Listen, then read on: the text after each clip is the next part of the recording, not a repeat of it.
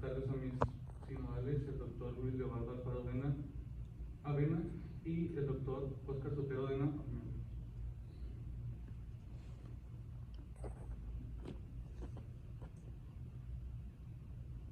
Bueno, ese es el contenido de la presentación que voy a comentar, comenzando con introducción, marco teórico, metodología, resultados, conclusiones y finalmente referencia. Comenzando introduciendo el término de cáncer, bueno, la referencia de la Organización Mundial de la Salud considera que esto es un conjunto de enfermedades que se originan en casi cualquier órgano de nuestro cuerpo, cuando las células anormales se reproducen de forma descontrolada. Esta es una enfermedad o un conjunto de enfermedades que han causado un impacto negativo muy grande en el mundo, ya que es una de las principales causas de muerte a nivel mundial. Entonces, con la física y la innovación, haciendo aportaciones a la medicina para contrarrestar o tratar este tipo de enfermedades. Y una de esas aportaciones de la física a la medicina es el de la radioterapia, que esta es una técnica que usa altas dosis de radiación ionizante para destruir o reducir estos tumores.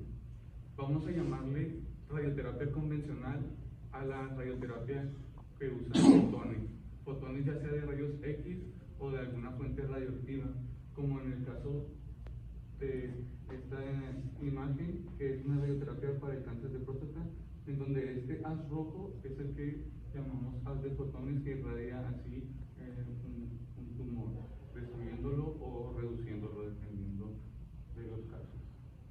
Pero existen otros tipos de modalidades para la radioterapia.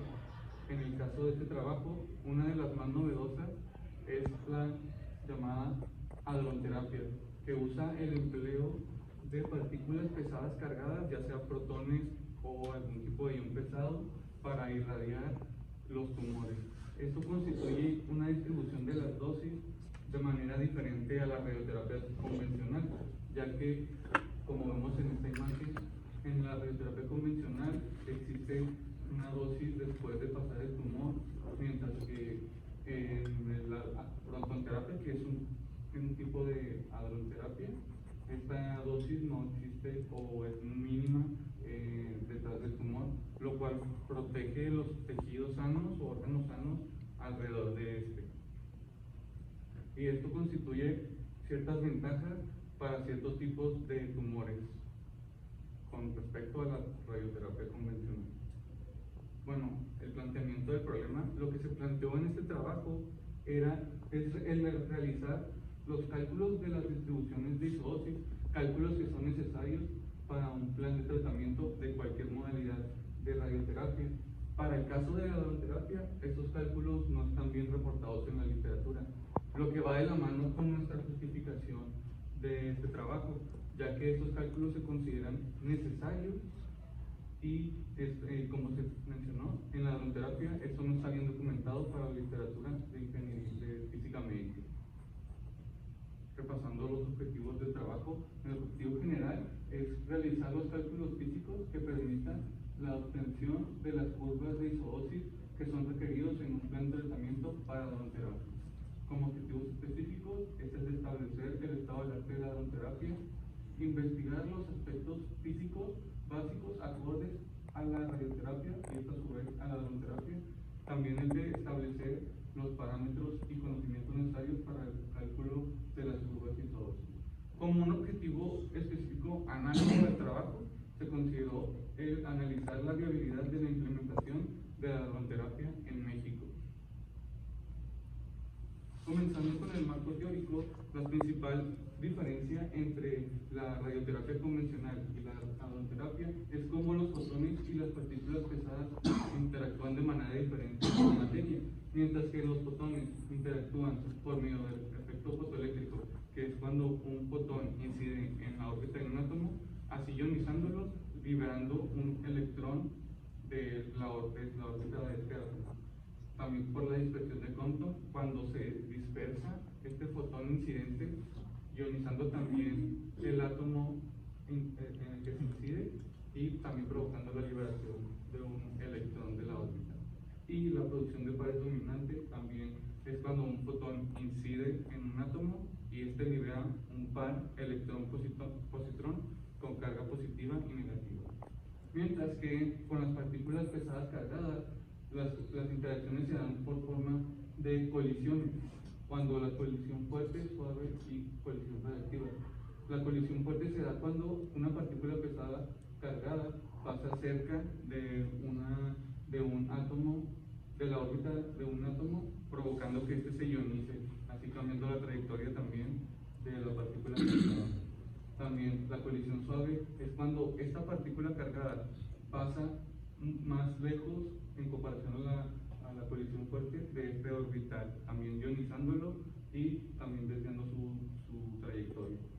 Mientras que en la colisión radiactiva, esta partícula cargada pasa dentro del orbital del átomo, así también desviándolo, ionizándolo, pero en este caso se libera un fotón con una cierta energía. Es así como interactúan los fotones y las partículas cargadas con la materia.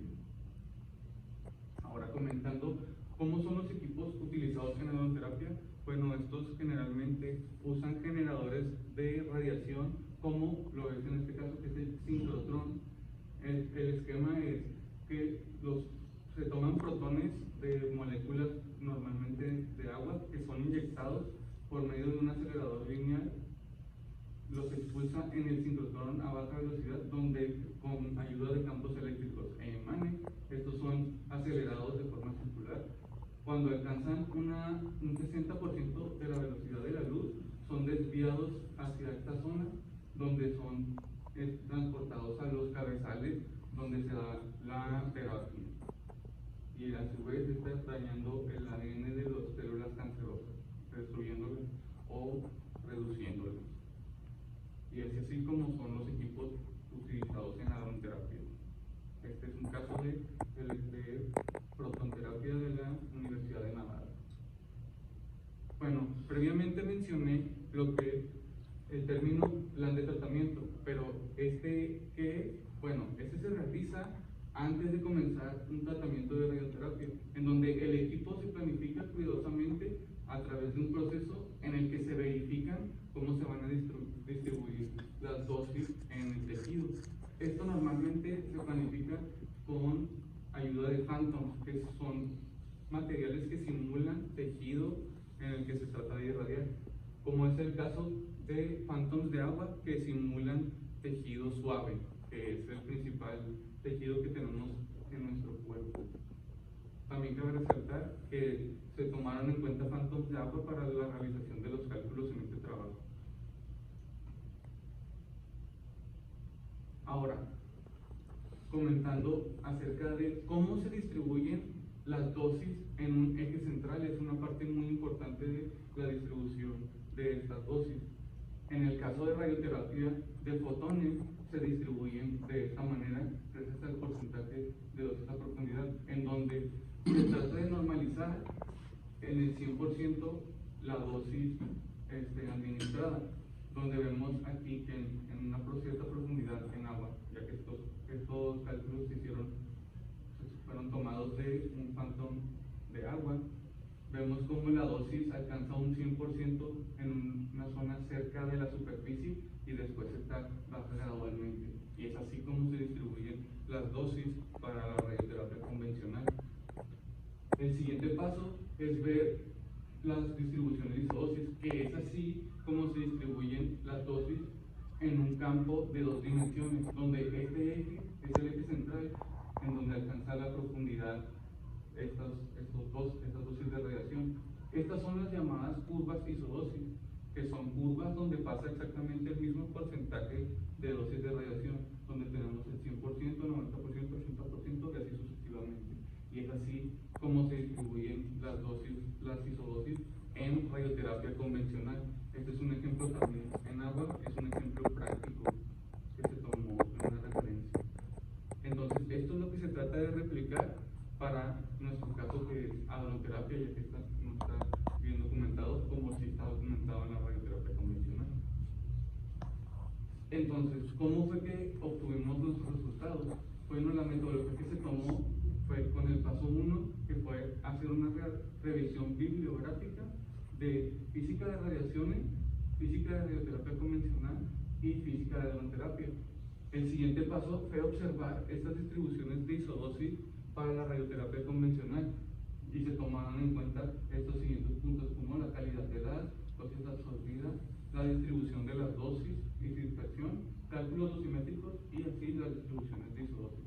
El siguiente paso fueron observar los puntos necesarios para calcular nuestras distribuciones de isodosis en el caso de la hidroterapia, por el cual se tomaron 3 puntos importantes, que uno es el sistema de barrido de la, el pico de Bragg, que es cómo se distribuyen las dosis en este eje central, y finalmente la distribución de isodosis.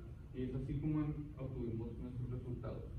Comenzando con el paso número 1 de la obtención de las distribuciones en hidroterapia, fue el sistema de barrido de la, que en este trabajo se consideró la hidroterapia con haz estrecho, del nombre en inglés pencil beam.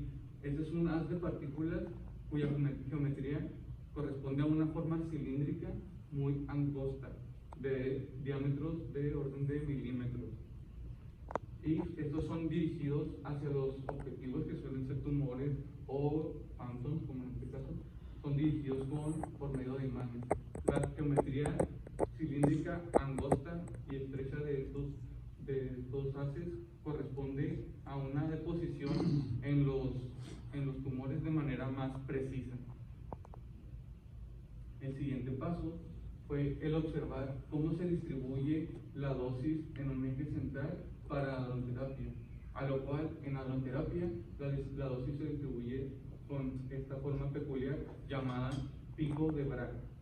Aquí podemos observar que en comparación a la radioterapia convencional, en donde el 100% de la dosis está ubicada muy cerca de la superficie del cuerpo y luego después baja gradualmente, en hidroterapia esta dosis puede alcanzar profundidades más grandes o mayores profundidades, lo cual nos ayuda a tratar de ubicar los tumores en estos picos de energía, lo que genera que la dosis baja en esa zona se dé en lugares antes del tumor y después del tumor, lo cual provoca que en la hidroterapia se pueda proteger mejor los tejidos sanos en el caso de hidroterapia, a diferencia de la radioterapia de protones, donde gradualmente baja y sigue llegando a altas dosis de radiación a tocar tejidos sanos.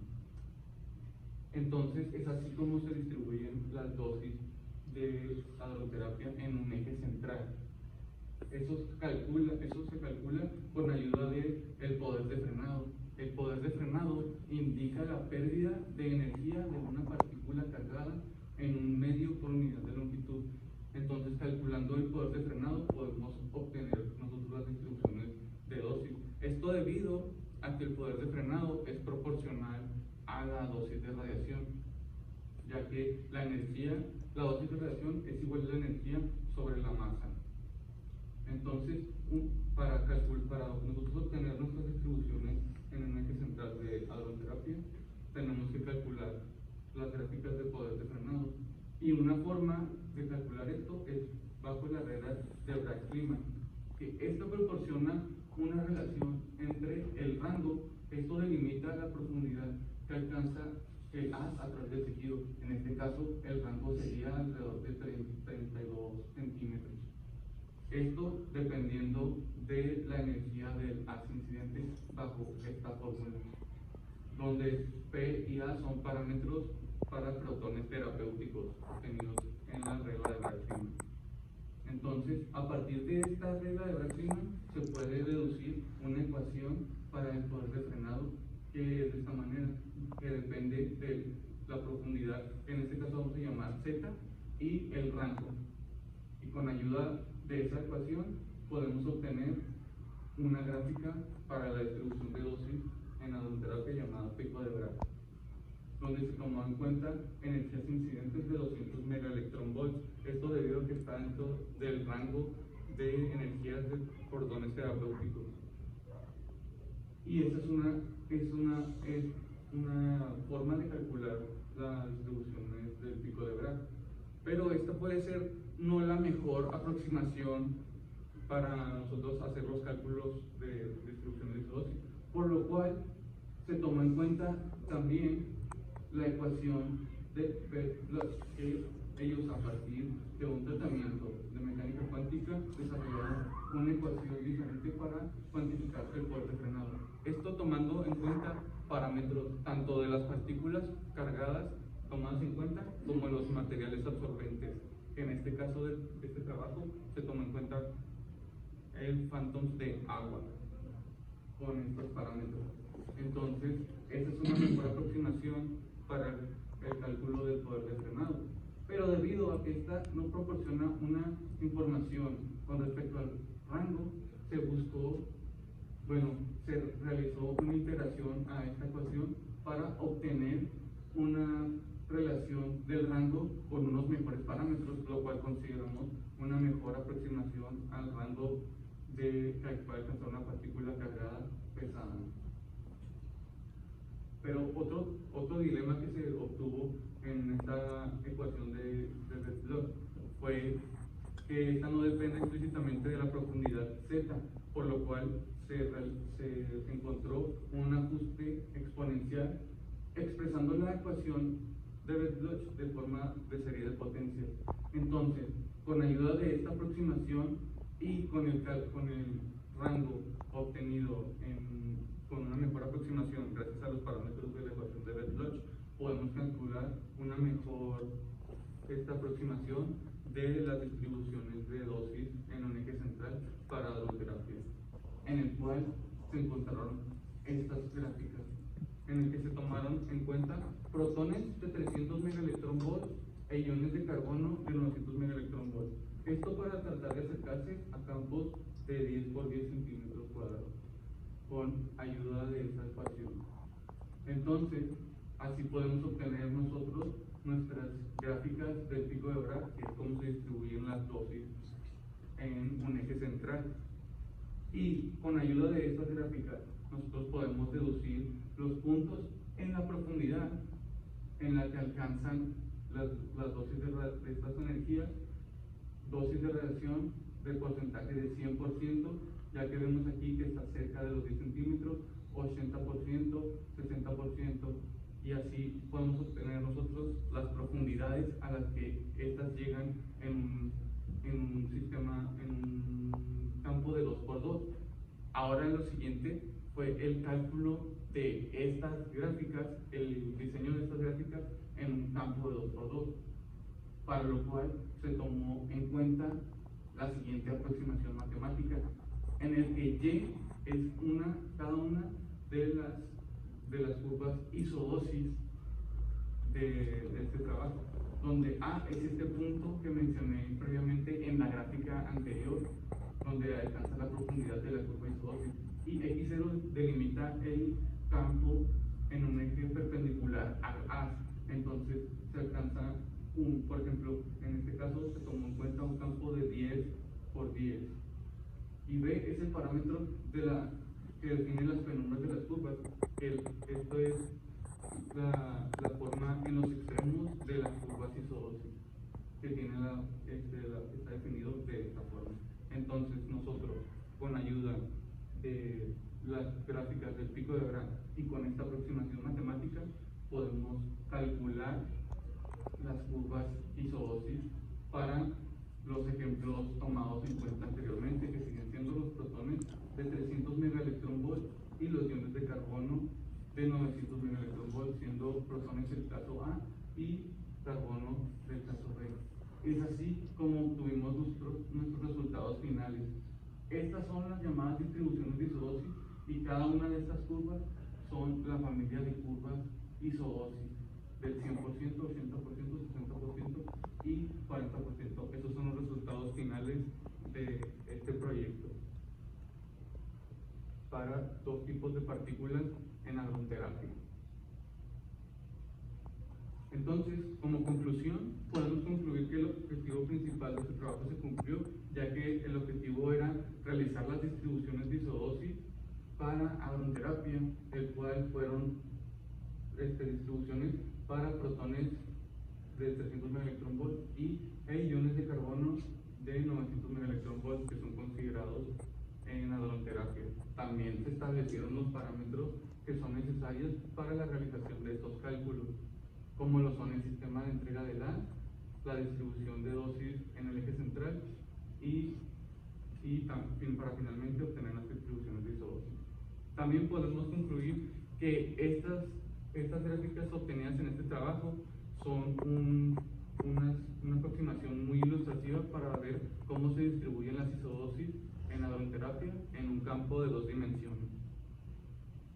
Como se mencionó antes, también se tomó un objetivo análogo al trabajo, el cual fue realizar un análisis de la viabilidad de la hadronoterapia en México, para el cual se tomaron 3 puntos importantes, como lo es la viabilidad económica, la técnica y la social. Concluyendo con la viabilidad económica, es que México puede ser capaz de comprar esta tecnología si la comparamos con otros países que también la poseen, como lo es el caso del Centro de Protonterapia de Argentina, que es el único centro de hadronoterapia en América Latina, que costó aproximadamente $150 millones. Entonces se considera que México también podría ser capaz de comprar equipos de esta tecnología.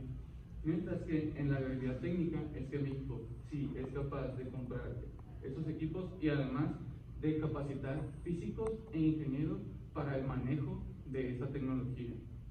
Y por último, la viabilidad social fue que esta tecnología puede ser utilizada muy bien en México en varios ámbitos, como lo es el educativo, el médico y el industrial. Aunque de igual forma se plantea que se necesita un análisis más profundo para garantizar la factibilidad de esta técnica en el país, aunque con este trabajo se considera que México podría estar listo. Bueno, aquí están mis referencias que usé para la presentación. Gracias por su atención.